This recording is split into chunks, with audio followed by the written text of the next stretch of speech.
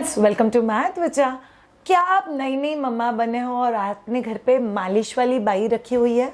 तो ये particular video आपके लिए बहुत ही ज़्यादा इम्पॉर्टेंट है। हम लोग टॉप 10 चीज़ें जानेंगे जो आपको मालिश वाली बाई के बारे में 100% पता होनी चाहिए।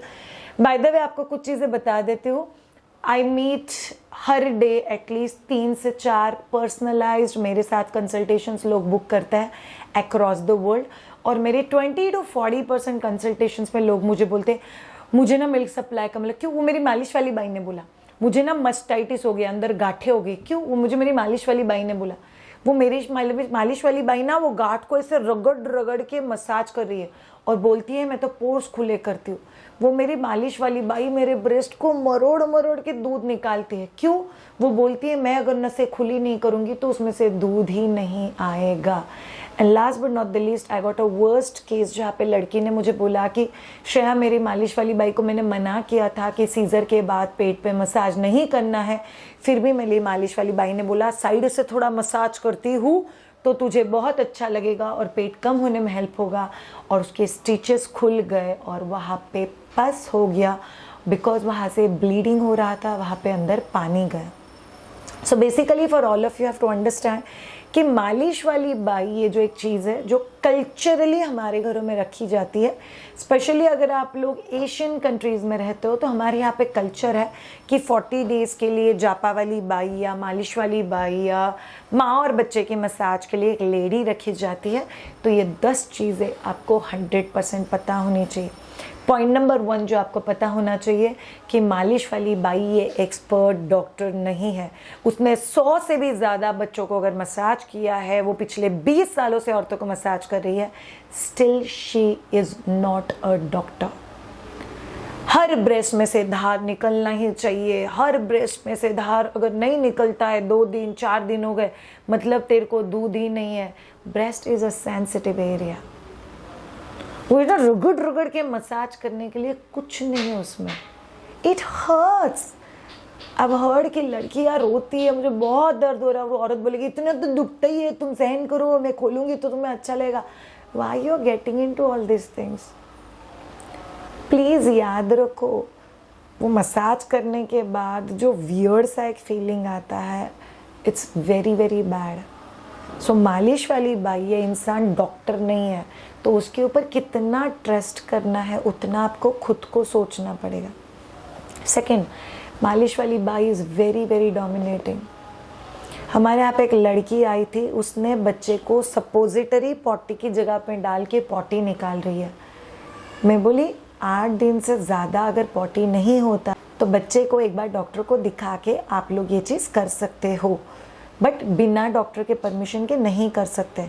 एंड शी टोल्ड मी, मैंने पिछले 3 दिन में 2 बार सपोजिटरी डाला है पॉटी की जगह में और फिर दबा दबा के पॉटी को बाहर निकाला है। आई वाज लाइक क्यों? वो मालिश वाली बाई ने बोला बच्चे का पेट बहुत कड़क है, सपोजिटरी डाल दे, इमीडिएटली डालने के लिए बोल दिया। अबे यार, इट्स अ प्रिस्क्रिप्टिव मेडिसिन। अगर आप बच्चे के बॉडी के अंदर कोई भी चीज़ डाल रहे हो, it has to be a prescriptive medicine. लोग आपको गूगल वाली बंदी बोले, लोग बोले कि आप तुम एजुकेटेड लड़कियां तो सुनती ही नहीं हो, तुम लोगों को बड़ा दिमाग है, हमने तो बहुत दुनिया देखी है। जो भी वजह है, बच्चे के अगर कोई चीज़ बॉडी के अंदर जाता है, it has to be medical provision से गया हुआ चीज़ चाहिए, डॉक्टर ने उसको कंसेंट दिया हो चाहिए। पॉइंट नंबर 3, जापा वाली बाई या मालिश वाली बाई जो आप लोग रखते हो, जो 24 घंटे के लिए आपके साथ रहेगी, कई बार वो आपको बोलती है कि बच्चा रो रहा है तो भूखा है तो रात में ऐसा करो, आप रेस्ट कर लो, मैं बच्चे को रात में संभालती हूँ पाउडर का दूध दे दे के। और वो मालिश वाली बाई लिटरली बच्चे को फुल टाइम हाथ में लेके रखती है और बच्चे को उतना दूध पिला देती है जितना उसको चाहिए, जब तक बच्चा चुप नहीं रह जाता। There is a possibility of over feeding, there is a possibility of skipped feeding session, जिसकी वजह से ट्रस्ट मी मिल्क सप्लाई कम होने के बहुत हाई चांसेस होते हैं।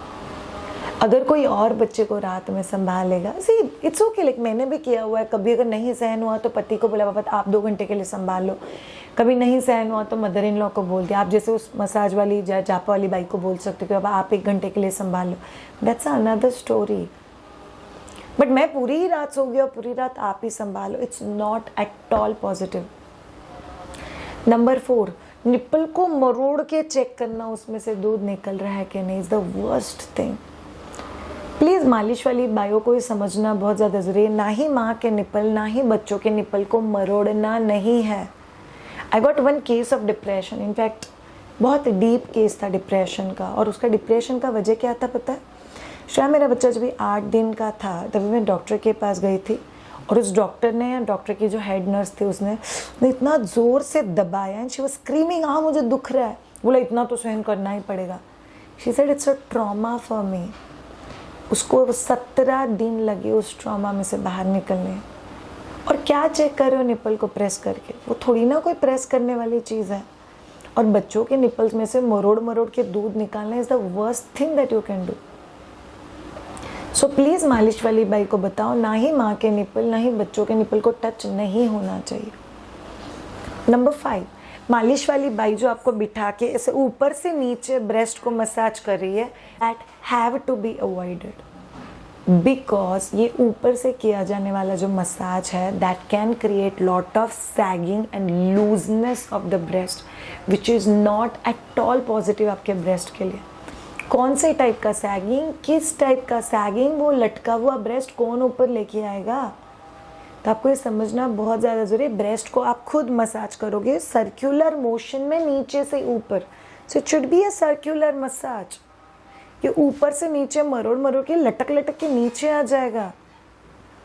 नंबर 6, किसी की मालिश वाली बाई ने बोला वो तू ब्रा पहनती है ना इसलिए तुझे दूध नहीं है, ब्रा निकाल के फेंक दे। काय का? Scientifically, a new mother wearing bra is compulsory, not positive. It's compulsory. और ये बहुत ज़्यादा इम्पॉर्टेंट है कि आप इंश्योर करो कि आप आपके बच्चे को जब भी फीडिंग के जर्नी में हो या पोस्ट डिलीवरी रिकवरी के जर्नी में हो, you are wearing your bra. Breast have to be well supported. सिर्फ ब्रेस्ट टोनिंग और ब्यूटी का चीज़ नहीं है यहाँ पे। सोचो जब भी आप यहाँ पे अगर आधा किलो लटकाओगे, it will create pressure on your shoulder muscles, ये आपके पोस्चर को ख़राब करता है, और जो बहुत ज़्यादा बैक पेन और डिस्कम्फर्ट देता है, जो अलाउड नहीं है किसी भी नई माँ के लिए। So you need to remember that well supported bras are necessary आपके लिए। नंबर 7, कई बार मालिश वाली बाई बोलती है कि मैं आपके पेट को जब भी मसाज करूँगी ना उससे पेट कम होगा। तो दुनिया में बहुत फ्लैट पेट वाले लोग हमको मिल जाते। मिले हैं क्या? नहीं मिले है ना? इसका मतलब क्या है? मसाज से पेट फ्लैट नहीं हो सकता। मसाज से कुछ नहीं होता है। Massage is for feel good. Massage से फैट कम नहीं होता है। मसाज से पेट फ्लैट नहीं होता है। मसाज करके इनफैक्ट अगर सी सेक्शन है तो आप स्टिचेस को हार्म करोगे। And one girl normal delivery के केस में too much hard massage on stomach create excessive bleeding, और उसको करीब 1.25 महीने से भी ज़्यादा दिन तक ब्लीडिंग रहा। सो पेट को किसी भी हालत में हार्ड या रफ मसाज नहीं करना है। That's very very crucial.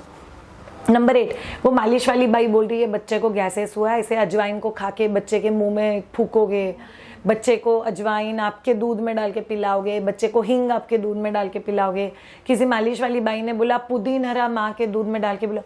अरे यार, हम लोगों ने कॉमन सेंस छोड़ दिया है क्या? आप खुद सोच लो, इतने छोटे बच्चे को माँ के दूध में पुदीन हरा के ड्रॉप्स डाल के पिलाओगे? Is it right? और हम ऐसा कौन सा हाइजीन की दुकान है कि हम लोग बच्चे के मुंह में अजवाइन खा के फूकेंगे तो it's going to be safe for child? It can not be. मालिश वाली बाई तो बच्चा रोया था नजर उतारने लग जाते हैं, गैसेस हो गए, बोलते बच्चे को गैसेस होने वाले हैं।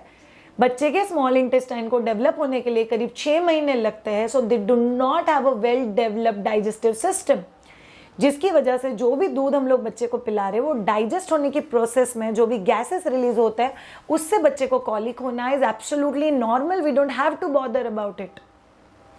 नंबर 9, बच्चे को ऐसे लटकाना, बच्चे के हाथ पैर को जोर से खींचना, इसी से बच्चा मजबूत होता है? No. Being tough with child ये अलग है, and being rough with child ये अलग है। Being tough is normal. मैं आपको नहीं बोलूंगी बच्चे को लेके कमरे में बैठो, बच्चे को धूप दिखाओ, बच्चे को टेरेस में लेके जाओ, बच्चे को शाम को समय गार्डन में चक्कर मारने के लिए लेके जाओ, बच्चे को सोशली बाहर लेके जाओ, बच्चे के साथ अलग अलग एक्सपेरिमेंट करो, बच्चे को एक्सप्लोर करने दो ये दुनिया, ये ज़रूरी है बच्चे के लिए। बट बच्चे के साथ रफ बिहेव करना which can hamper their joints, which can hamper their genitals, it's not allowed. Number 9, मालिश वाली बाई बोलती है बच्चे के कान में लहसुन का तेल छोड़ो, बच्चे के नाक में तेल छोड़ो, बच्चे के मुंह में फूको, बच्चे के कान में ज़ोर से फूको। Scientifically this all are most negative facts. ये फूकना या तेल छोड़ना की वजह से बच्चे के लाइफ में परमानेंट इंजरीज हो सकती है जो इंटरनली है। सी कोई परमानेंट इंजरी का रिस्पॉन्सिबिलिटी नहीं लेने वाला है, वो हम ही को लेना पड़ेगा। सो मालिश वाली बाई से हमको बच के रहना बहुत ज़्यादा ज़रूरी है।